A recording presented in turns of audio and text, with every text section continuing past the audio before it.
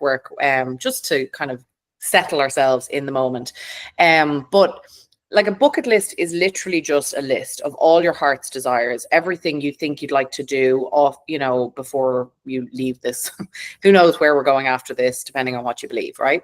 A vision board is exactly that. It is a visual of all of the things.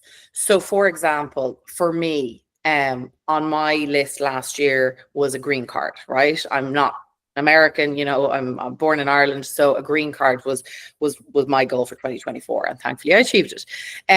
Yay. But yeah, you get to keep me a little bit longer.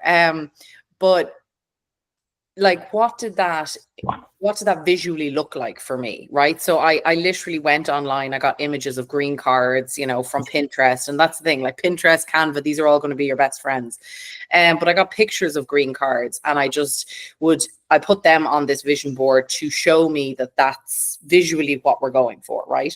An American flag, like somebody standing beside American flag, maybe even a photo of me beside an American flag. Like, you can get as creative as you want. And there is talk of people doing mind movies now as well. I do feel like that's a lot, but it's, if you have the time and the energy to do that, that's great. And that is effectively where, using the likes of AI and Canva and things like these, you can actually put yourself into a movie where you see yourself getting a green card and you see yourself getting $10 and all this kind of stuff.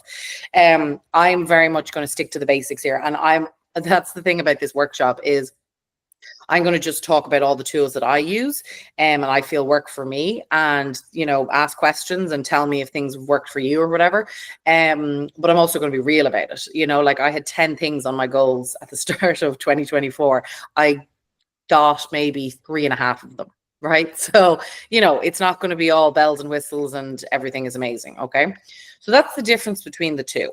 So we've got visual and you've got a list. So those are two things, but they very much complement each other. So I just want to let's do a little bit of a breathing exercise. And while we're doing this breathing exercise, focus on your breath to just sort of clear everything out. Like, don't be thinking of your lists and all your different things to do. And I find this to be a really, really good exercise. If you need to calm somebody down, or you need to calm your own self down, or you're standing at a bus stop, you're in your car, this can be done anywhere. And it's actually, I think it's the SEALs or the Marines or one of these military guys who actually created this. So when they're in sort of really crappy time, that this is what they do. It's called the box technique. Has anybody heard of it? Mm-hmm. Yeah. Okay, so it's, you're breathing. Now I'm going to choose a count of 4. So we're going to breathe in for a count of 4. We're going to hold it for 4. We're going to breathe out for a count of 4, and we're going to hold that for a count of 4. Right. So I'm going to do it with you, but I'm going to count to start us off. And that's what all you have to think of is, even like on the screen here, think of a box. So you're going to breathe in for 4, hold for 4, breathe out for 4, hold for 4. If that makes sense. Okay. So the visual is also helpful in calming you down. Right. Okay. So we're going to breathe in. Hold, out, hold. Breathe in, 2, 3, 4. Hold, 2, 3, 4. Out, 2, 3, 4. Hold, 2, 3, 4. Breathe in, 2, 3, 4. Hold, 2, 3, 4. Out, 2, 3, 4. Hold, 2, 3, 4. And back to normal breathing. So even just doing that 3 times can just calm in the midst of the storm. And feel free to do it a few times after this session as well. Okay, so what I would suggest when you're coming up with your bucket list is thinking about, it can be 8 or it can be 9. You'll see there's a map that I'm going to send you, a feng shui map, which I always say it wrong. I'm not sure if it's feng shui or feng shui or whatever. I actually had, Elaine, you're shaking your head at me. You don't know? Wait, What? Well, that's because there was a girl who came, who one of my good friends, she actually does this for a living, and she came on the podcast and she corrected me, and I said, every single time I try and think of what she corrected, and every single time I know I'm getting it at. So I'm just like, you know what I'm talking about. But there's 9 categories that they say we should have in our home, and I'm going to give you this map as well as part of the PDF because I find it to be quite helpful. And you can believe in some of these things or you cannot. But as I kind of like to think, listen, if it's going to help in any way in my life, then let's give some things a shot. So there's give or take around like 8 or 9 categories. And these are, and I'm going to list them because I am going to forget.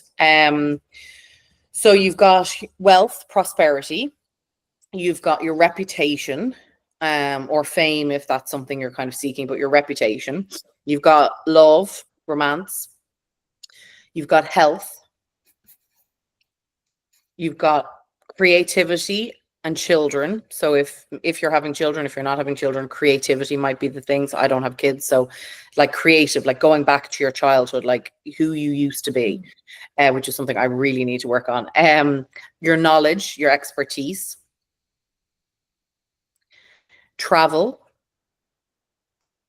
and then one of the big ones, obviously, career, business, whatever, depending on your vibe. So those are the categories I like to list out. You don't have to put something in every one. You can choose. I mean, they do say you're better off choosing 3 things and focusing on them, and I don't disagree with that. I personally still like to list out something in each category so that I just have focus, because I'm very unfocused person, classic Gemini. So create buckets for each of those and list out a load of things. So for example, wealth wise, maybe it's getting rid of debt this year. Maybe it's, excuse me, if you're like me, you don't have a 401k, you don't have a retirement plan. So maybe it's putting $5 a day into a savings, into a high yield savings, into stocks, into some form of just a bucket that will help me in retirement. Health wise, maybe it's somebody said to me recently, they want to lose £100 by July. I was like, okay, great. What's the plan to get there? Like, again, and that's what we're going to go through today. It's having dream big, like, and 100% do dream big. £100 by July, great. Okay, great. But as you'll see, we're going to start whittling down to, okay, but how's that realistically going to happen? Because dream big, put it out there, put a big vision on your board, but then let's break it down into seeing how we can realistically make it happen. Now, I know there are people who will say, do a vision board and put it away and don't think, like, thank the universe that it's already done and to put it away. I do a little bit of both, but I also feel like if you are working towards your goals every single day, you're a little bit more likely to get them than the universe just granting you $10 million in your bank account. Surprise. One of the main things as well, I think, is quite helpful is having somebody accountable. So for example, Jen and Rose, obviously your mother and daughter. So like having somebody who can maybe check in with you, who can sort of, say, again, I'm just going to use this £100 loss. So like checking in with you. Did you eat well this week, Jen? Sorry, I'm just picking on you, Jen, but whatever it might be. Did you eat well this week? Did you get out and do your walking that you said you would? Having somebody accountable, I find to be really effective, just because we can all get distracted. We can all go off track. And it's very easy for weeks and months to go past and we still haven't gotten even the goal we planned on week 1. So having somebody that can be an accountability and also a bit of fun. So like, for example, if you're, again, this goal of £100, if we're going to break that down, which we'll talk about later, if we're going to break that down to maybe £20 a month, if you achieve £20 to a loss in January, treat yourself. And even though you're trying to lose that weight, maybe it is going to the best restaurant that you can find, because food is your love language or whatever. But treat yourself, get yourself something, and it doesn't have to be huge.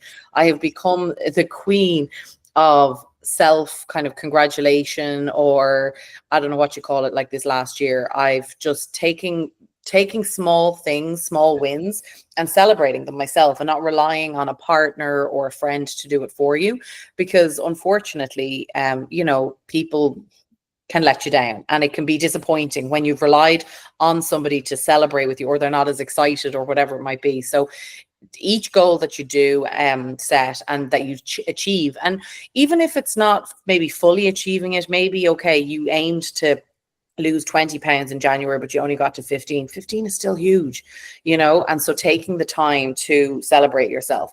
One of my biggest things that I love, I haven't gotten a hold of them yet, just because of all the moving, but I will be. One of my biggest things that I enjoy doing as a celebration, but this is just me, maybe it's the Irish in me, I don't know if anybody's heard of this, is getting like a Magnum champagne or Prosecco. I personally prefer Prosecco. Getting a Magnum Prosecco, getting a regular Prosecco bottles, and getting baby ones. And each, the big goal. So when I got my green card, I had a Magnum bottle of Prosecco and I opened it and I celebrated. And I, you know, obviously it was a Magnum bottle, so I had to share. I didn't drink the whole thing. But, you know, each goal I had written on the back of the small ones. So when I was able to afford the lawyer that would help me get the green card, I popped the little maybe bottle of champagne. Small little things like that. And then the big one is maybe getting the application in, and then the Magnum is, you know, whatever. So I do find that's a really, really good visual as well for you to see in your drinks cabinet, or whatever it might be, wherever you have it. It's just a really nice representation of, I'm going to drink you because I'm going to get this goal. And there's other ways you can do that, but I think that's a really fun way to do it. Although I'm going to say, do be careful. Don't have too many magnums. Don't have too many goals, or we could be, a year from now, we could be having a Alcoholics Anonymous. We don't want to go there. But yeah, having something that just visually reminds you to kind of keep going for your goal. Also just making making your goals and your bucket list, making them accessible, right? So as I said, so for me now this year, which actually you can kind of see it behind me here, I have it up there. So I have it all written out on cards. I haven't gotten the visuals up yet. Is a combination of small things and large things. So obviously this move to Florida is exciting for me and for the business. You know, and that was a goal at the start of this year, was expanding into Florida. Now, I don't feel like I've officially expanded the business into Florida because it's only just getting going. So now it's going to be my goal for 2025 to sort of really get roots here and do as well as I did in New York, that maybe now I can move on to another state. So, but having, like, that's a big goal, right? So maybe another goal might be, you know, well, get the apartment fully set up. That could be a small goal because that's easy enough for me to do. So making them in some way that they're not all completely overwhelming, because if I had to look at my board and I saw $10 million and £100, I would be like, oh, here, I'm already depressed, you know? So I think it's, even though I know everybody will say, not everybody, but there's certain people out there who talk about these vision boards and they're like, oh, dream big and, you know, put it on the board. Absolutely. But have some chunks that are accessible, because then you feel like you're making progress, right? So, like, again, for me, with this move, it was like step by step. Like, I'm really happy with what I've accomplished, but did I want to sort of take over Florida? Yes, that was kind of the loftier goal, you know, and we'll get there. And then the main thing, honestly, and I mean, you guys are all here today and hopefully you'll do the homework. But it's really about, like, not leaving it until it's too late, because how many people, like Jen, you were just saying about, like, talking to the hospice. I mean, hospice workers know more than anybody about the regrets of people who are dying, you know, and fingers crossed, I don't know all of you 100% or your health or whatever, but it shouldn't take for us to be told we're dying. I mean, we're all dying from birth, but it shouldn't take for us to get a really bad diagnosis or something to actually start to live our lives. And it's something I'm writing on my 4th book about, is how it's so fascinating to me, like how many people will come to a celebration of life or a memorial or a funeral, and they make changes in their life within sort of that bubble of 48 hours because they've been faced with death. And typically when it's a young person, they're kind of like, oh my God. I mean, it happened to me where it was 2 friends of mine who died. And I thought to myself, oh my God, like what? Like if they can die, like why can't I? Of course I can. So let's make change and make things happen. So once you've got your list, okay, and once you've got your visuals, and again, there's some in the PDF that I'm going to send, there's places for all of this. But once you have all of that, then what you're going to do is break it up. Now, this to me is key. You're going to break it up into quarters. Okay. So, for example, again, just going back on my 2024, because my 2025s are still are still in a work in progress. For 2024, the two things that I did achieve, right, was purchasing the condo in Florida and the green card, right? Those are the two main ones. When at the start of the year, when I sat down and put down all my goals, I then took the year. Now you can do whatever quarters you want, or you can divide it up however you want. It's entirely up to you. But I took quarter one, quarter two, quarter three, quarter four. So you've got 3 month segments. So if I want to have a green card by December of 2024, what does that look like? If I divide that up into 4, what does that look like? What are the tasks that I need to do to make that achievable? Like, it's not just going to drop into my hands. I need to pick up the phone, find a lawyer. He needs to be good. I need to be able to pay him. I need to get the information together, and I need to do the work. Put the application together. Also, for me in particular, one of the things that was prevalent, and I kind of knew this information, was I had to get a lot of press. I had to be seen as being the best at what I do, which was a lot of pressure. So I planned out my quarter, and I thought, okay, if I want this goal, I really need to have hired the lawyer in the first quarter. I need to have started saving the money in order to pay him most likely by the second quarter. And I need to have maybe filed by at the latest the third quarter in order to get this happening. And, there's lots of nuances which I don't need to go into, because this is more thinking about you and your goals.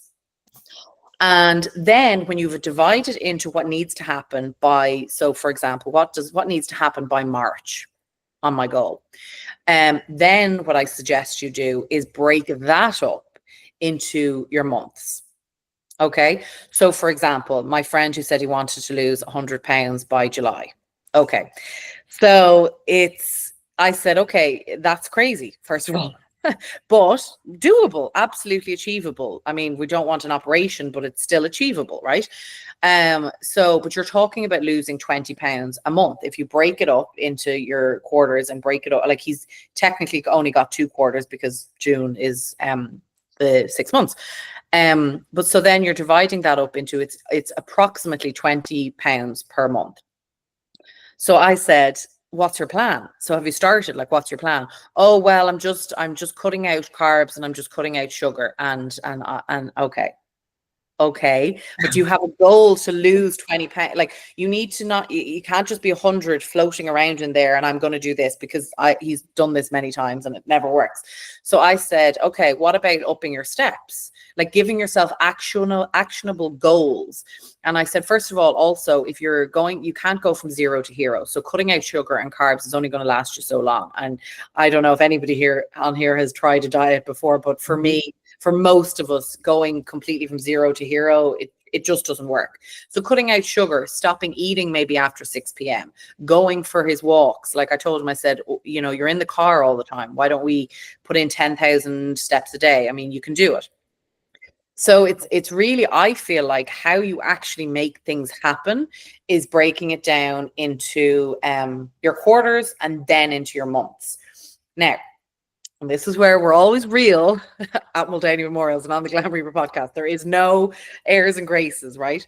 Does that mean you will achieve it? No. Like, let's be honest. It doesn't mean it's going to magically happen, because life, as we love it and as we know it, gets in the way. You might get pregnant. You might lose your job. Something can happen, right? Life just gets in the way.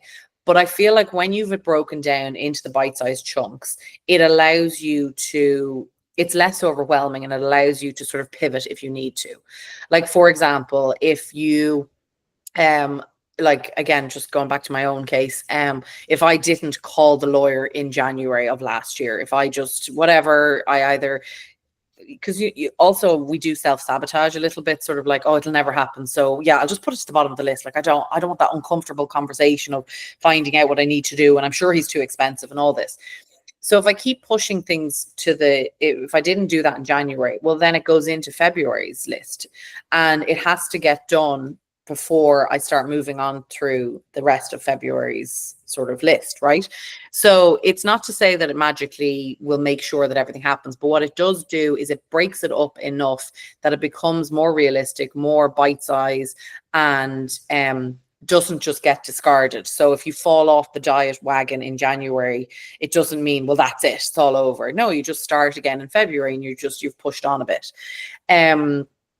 So that's, like, we were talking about on Sunday when I did this workshop, there was somebody on the call who sort of wanted, his main three things was his business, his marriage, and to give up smoking. So again, we just sort of worked through, okay, well, what does that look like? And can there be a reward? Can we link them, right? So I said, like, for example, for him, I said, like, if you want to give up smoking by June, say, I said, okay, well, what does that look like? You know, have you tried the patches before? Like, what have you tried? What worked? What hasn't worked? And I said, and it can be something so small as maybe if you can not smoke, or if you can't go cold turkey, maybe it's you've 1 cigarette a week or 1 a day, or however bad your situation is. If you can say to yourself, right, in January, I'm only going to smoke 1 cigarette a week or 1 pack a week or whatever. If you've achieved that by the end of January, then maybe your treat is you take your wife out for dinner. And now we've linked like a reward of something else he was trying to work on as part of him going for that goal. So now we're kind of killing 2 goals with 1 stone, right? So like, if on your bucket list is that beautiful meal in Cipriani's, or is maybe the Peak, I love the Peak hotel or restaurant, maybe it's, you know, it's an extremely pricey restaurant, but maybe that's, if I've achieved $10,000 worth of sales in the business, then maybe that's my treat, right? And now I've crossed off 2 incredible things on the list.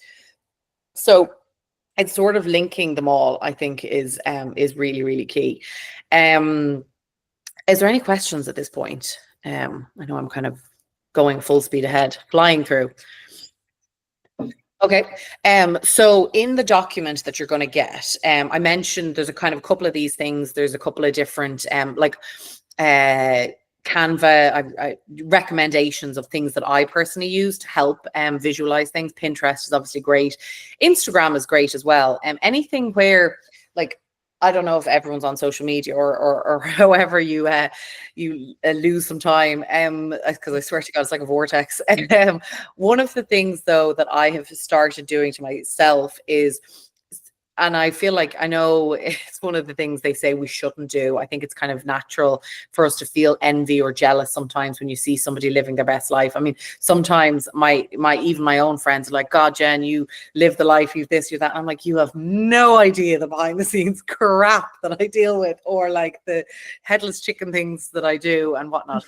So everyone's life always looks glamorous online. But what I've started trying to do now is switching in my head, instead of like looking at, you know, another girl's life who's maybe in a similar, not in the funeral business maybe, but like, you know, she's a wedding planner or something. And I'm like, oh, I should have stuck with weddings. Look at the life she's living. Instead of having that sort of, now what I do is I screenshot it, and it becomes motivation for my vision board. I'm like, no, I can have that. That is accessible. It's, you know, there's no point in me sitting here wallowing, eating a tub of ice cream, being like, you know, I want what she has. So using things that like you experience day to day, and think of things that you really enjoy as well. Like, so for me, something that I'm really trying to do since kind of coming down to Florida is slowing down a little bit, hence reading the book, The Rushing Women's Syndrome, and getting back in touch with my inner childhood. Like, I used to love drawing and I used to love artwork, and I have a children's book in me. I just haven't allowed that creativity to get out. So even something as simple as that, like for me on mine for this year, will be taking at least 1 hour per week to just sit and draw. And even if it's just absolute shite, it's just to kind of get that expression out and just actually slow down and just sort of be creative. So really, like, making them achievable, I think, is the key to you then becoming a better person who is more susceptible to attracting the higher stuff. And it's just like things like, what's something you've always wanted to learn? You know, like, I'd love to take horse riding lessons if I could. And it's something I'm going to look into. Like, I think I'm a pretty good cook, but I would love to, like, go to classes, you know, so that might be something I might do. Where have you always wanted to travel to? Like, I had somebody laugh at me the other day when I told them that, which, I get it, it is a lot, but I also know that if I put things on my board, they a lot of times happen, especially my travel. So like for this year, I really would love to go to New Zealand, Hawaii, and I'd love to do a month in Europe. Now, right? Yeah, like, that's it, right? But I thought, you know, and my friend sort of laughed and was like, okay, you know, are you going to do any work? And I thought, listen, I also didn't say they were vacation. Maybe there's some way I can make this be a work thing or whatever. But part of me is like, if it's out there, it's up on the board, and it's, so where have I always wanted to travel to? And what small thing can you do every day? So one of the things I gave on Sunday, that to me is a hugely important part of all of this, is gratitude. And I know this word is kind of thrown around a bit willy-nilly, but it's really being grateful for the small things. Like, what are the small things that we do every day, right? And there are really, I mean, there can be days where it's hard to find anything, but like, maybe it's your cup of tea or your coffee. Maybe the sun is out, or maybe you just slept really well, or whatever it might be. And what I recommended to them on Sunday, and would say to you as well, is, because it can be a lot to keep like a gratitude journal every day. I've been really good at stuff like that, and then I'll fall off, and like, I won't do it for months, and then I'll be like, oh crap, my journal, and I'll journal again. And some people are morning people and some people are night people. I'm usually, by the time nighttime comes around, I'm too tired to even think of being grateful. So I try and do it in the morning. But if I do have the energy, I'll try and do it at nighttime as well. But if you can't find the energy to be grateful, as I say, if you can't find the energy, do find the energy for that. If you can't find the energy to do a journal, right, which can feel a bit overwhelming, a journal or a gratitude jar is what I recommend. So getting a giant candy container and putting it somewhere where you see it every day. So put it near your coffee machine or whatever your daily dose of whatever it is. Maybe it's the bar, maybe it's the vodka bottle. I don't know. I'm joking. But whatever it is, whatever you hit daily, have a pen and paper and small pieces of paper, and just write one thing. At any point in the day, just write one thing that you're happy about, you're grateful for, brought you joy, whatever it might be. Maybe it's, you know, picking up the phone to your best friend, making up with somebody, forgiving somebody, and being a good human and letting somebody out in front of you in front of traffic, or whatever it might be. Finding one thing, because the magic of that is at the end of next year, you'll have a jar full of things, amazing things that happened. And I say that because one of the things that it's become trendy on social media, and at first I was like, ugh, it did give me a bit of the ick. Now I absolutely love it, is the videos, the snapshots, where it's like your 2024 summed up. I adore that now, because you know what? I had a friend who, and this is a bit of a sort of a personal story, but many years ago, I think it's about 20 years ago now, my aunt passed away, and I'll never forget, my mum, it's more, Jesus, I think it's 30 years ago now, my God. My mum turned around and said to me, she said, whatever you do, Jennifer, she said, never wish your life away. She said, never be thankful that, like, wishing something away. And what she meant was, my aunt had turned around to her at the end of a really crappy year and said, oh God, Olivia, I'm so glad that year is over. Thank God it's over. And within 12 months, my aunt had passed. Oh, wow. And that sticks with me. And my friend, my dear friend, he's had a particularly crappy year, and he turned around and he said that to me, and I said, don't you ever say that, because incredible things happened this year. I know you're feeling it right now. I know it's hard. I get it. But if you actually look at the moments, incredible things happened. And so what I was able to do was one of those videos, one of those silly videos of your 2024. And when I sent it to him, he started crying, because he said, Jen, I totally forgot about the cruise we went on, about this, about that. Because we get so overwhelmed with the shitty things that we can't see all of the goodness that happened, you know? And so that was, yeah, I just won't let anybody say those words to me, because I'm like, there is always good. So this gratitude jar can just really, especially when you're having a shitty time, and even open it up before, if you're having a really down month and you're kind of like, oh God, what am I doing all this for? Like, I regularly have moments like, why did I come into the funeral industry? Why could I have picked anything else? And so having something like that where you can look back and go, look how far I've actually come, look at all of these amazing things. And then one thing I will say that I think is a good question to ask in general, right? We've talked about having things be achievable and have everything into the, but I would say, if you can, sit with it. If money and time were not an object, what would you do? Right? If you had all the money in the world and all the time in the world, what would you be doing? And that is a difficult question. It's a tough one, I think. Yeah, and I think that's you know, it's because unfortunately that, you know, I mean, people will say money is no object, or money is limitless, you know, for some people, I guess. But those are typically the two things that we are unfortunately are limited to for a lot of people. So to think about, if they didn't hold you back, what would you be doing? And how can you every day live in that sort of reality?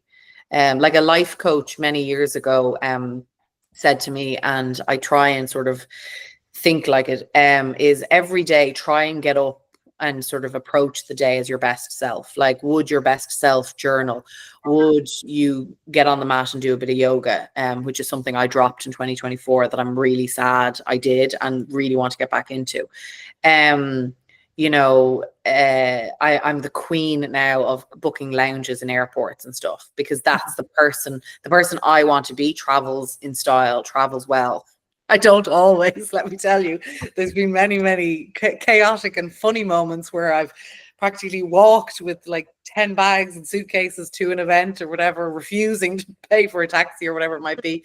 You know, but just as much as possible, try and show up for yourself. And especially, I think, as women, that can be quite hard, because we're such caretakers of everybody else. So yeah, and then the feng shui map, I have that in the PDF, so that's in there. So if you have any questions as well after this, like, feel free to email me. But you'll see in it, I could probably screen share it, but you'll see it anyway. That's quite nice to sort of clean out your house, because another thing that I recommend people do, you don't have to do it before you start doing your vision boarding and your bucket listing, but I do think it's definitely good for mental health, is either before you sit down to do all your brainstorming, or the day you've decided, right, we're starting to do all this today, is cleaning your house. And the feng shui map is, I think, great at sort of helping with that. And it's small little things like, are there plants dying in your health section? You know, that's not great. Is there a bulb that needs changing, a light bulb that needs changing in your wealth section? And you can Google all this, like, it's very easy to access sort of all this information. And you could go back to that podcast with Patricia, where I think she was one of my like first guests on the podcast, but it was just super helpful. Is there, like, maybe put a map of the world in your travel section, you know, if you want to kind of go things like, for me, should I put maybe coconuts for Hawaii or something? I don't know. But just sort of like the things that you want to bring into your life, like what's in those sections. Because I have found that every now and then. So I print off this, and you can print off the PDF, but I print off the map and I kind of keep it with sort of journals and stuff. And when I find it, and maybe I'm going back through my home and sort of seeing where things are, I'm like, oh my God, I have been feeling really crappy lately. And look, my health section, there might be like a load of laundry that's just sitting there and maybe hasn't gotten moved, or I've just been piling maybe a broken vase that I need to fix and it's all sitting there. And so anything that's like stagnant energy, I think is great. And then if you believe in crystals, I could probably do a whole other class on that, the power and just health and that stuff of those. But yeah, so that's kind of, it in a nutshell. How I personally do it.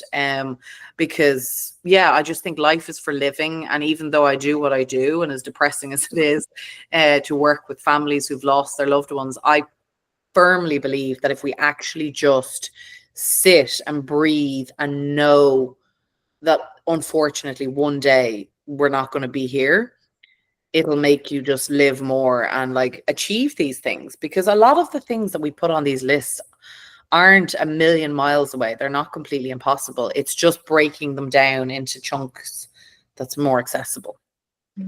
So does anybody have any suggestions of things that they do that you might want to share? Well, I just want to thank you, because a lot of the things that you've said, I've done over the past couple days. Like I cleaned house and just I always kind of like, I broke down. It's funny because I did it for the first quarter, because I'm in the business kind of headspace right now where I'm trying to do that, but I'm also like, it's the reframing things to make them more accessible. So yeah, I think that's great. Everything that you said has been really. And it's funny that you say that, because that's the thing. I started, exactly as you said, I started doing this, breaking it down for business, because you always hear, oh, Q1 figures were whatever. And so I was like, okay, this is the thing I need to be doing or whatever, right? But it applies to life. Exactly. I was like, wait, like this, if I'm going to break down the business and I want it to be this X amount, and okay, so now every quarter to that, I was like, that applies across the board to everything. And it does, it makes it so achievable. And even my team, we just found it just so much more easy to, okay, we're focused on social media this month, like, and because that's the thing, like some of the goals might be lofty, like Jen needed more press. Okay, but what does that look like and where can we get it? Okay, we really need to amp up our social media. We need to do this. We need to start, calling out to publishing houses and stuff. I will say one other thing that I forgot, that it actually has only just become something that I'm now going to do sort of every New Year's and stuff, is a burn list. Yes. And this is almost like the counterintuitive to everything I said. But sometimes, again, that's why I was like, this isn't an airy fairy workshop. We're talking real shit here. There is a lot of grievances that I have. We all have. We carry around, certain goals I didn't achieve that I'm just like, fuck's sake, Jen, like why didn't you do that and whatever? Or somebody who upset me, or somebody who, like, we lost our dog this year. Somebody just like a really good friend not being there and kind of being the opposite to me. I was like, right, I'm letting you go. Funeral homes where I worked with, where maybe they were just nasty people or whatever it might be, literally getting something that represents them, or putting their name on a piece of paper and just lighting it on fire. Oh, so good. So good. Show you? It literally at the top of it says burn this, and it's all of like, it's almost like anti-affirmations. It's like, you suck, you're behind, you're really bad at business. And just, I wrote at the top of it, I'm like, burn this. It's not even, let it go. Exactly. That. No, exactly. It's almost like the opposite of gratitude and affirmations, as you said.